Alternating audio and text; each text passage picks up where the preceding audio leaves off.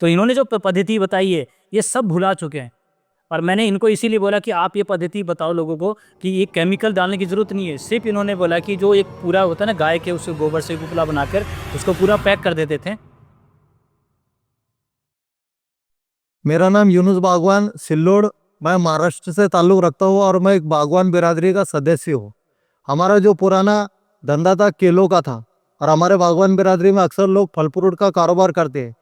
तो आज से 25 साल पहले जो केले और हमारे दादाजी जो धंधा करते थे वैसा है। 20 साल हमने केलों का कारोबार किया।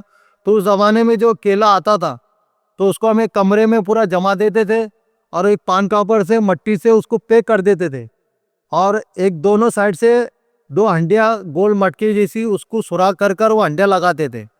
और वो हंडियों में जो जलाने के लिए हम क्या करते थे, जितनी भी जो गाय हमारे पास कुछ 10-15 गाय थी उस जमाने में, उसका जितना भी गोबर निकलता था हम वो जमा कर लेते थे। और अड़ोस पड़ोस में जिसके पास समझो कोई भैंस का गोबर है या गाय का पूरा जमा करके हम सब बच्चे लोग उसको उसकी वो उपली बनाते थे।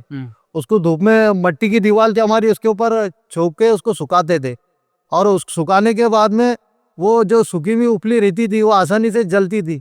फिर वो अपने जो केलों की जो भट्टी लगाते थे हम, तो वो हंडियों के अंदर वो टुकड़े कर करके उसको सिलगाते थे और उसको पैक करके उसको फूंक मारते थे। जितने हम फूंक मारते थे उतना वो धुआं अंदर केलों के अंदर जाता था। केलों में जाने के बाद वो 3 दिन तक उसको धुआं मार देना पड़ता था, सुबह और शाम में, मतलब 6 बार।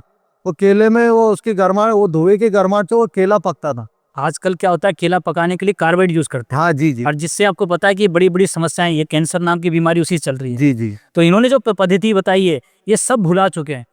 और मैंने इनको इसीलिए बोला कि आप ये पद्धति बताओ लोगों को कि ये केमिकल डालने की जरूरत नहीं है। सिर्फ इन्होंने बोला कि जो एक पूरा होता है ना गाय के उस गोबर से उपला बनाकर उसको पूरा पैक कर देते थे और उसमें फूंक मार के वो धुआं बनता था। हाँ। और धुएं से केला पकता था। जी, केला धुएं से पकता था। हाँ, कितना बड़ा विज्ञान छुपा लिया गया।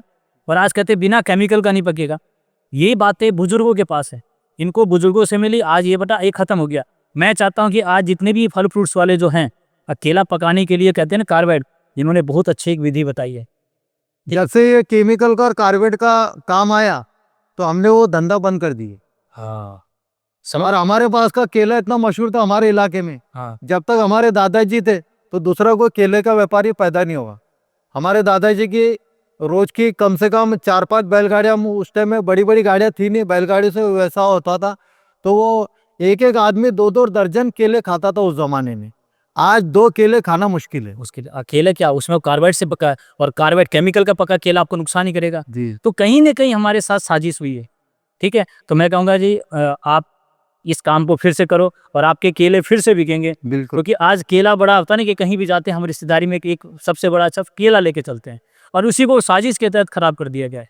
तो मैं कहता हूँ ऐसे कोई किसान, ऐसे कोई मालो की फल वाले अगर करते उसका उजागर हो सबके सामने जी। और वो उनकी बिक्री बढ़े और बाकी केमिकल वाले की बिक्री बंद हो।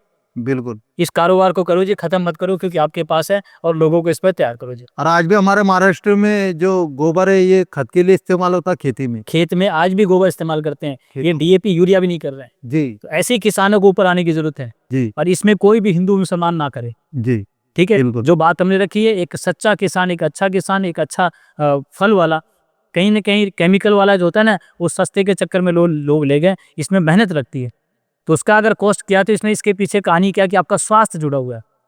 और जो आप लोग जिसके पास आप चाहते हैं कि इन्होंने सही, ये जाके घर देखें इनके, ये खुद इस तरह है कि इस तरह से हम लोगों को बताना चाहेंगे कि ये बीमारी ना बने। बीमारी का कारण क्या था, हम गलत खान पीन, गलत होता है ना कि फल खाने से उसको बीमारी बनी। तो जी आपका बहुत बहुत शुक्रिया जी, जी बहुत बहुत धन्यवाद। धन्यवाद।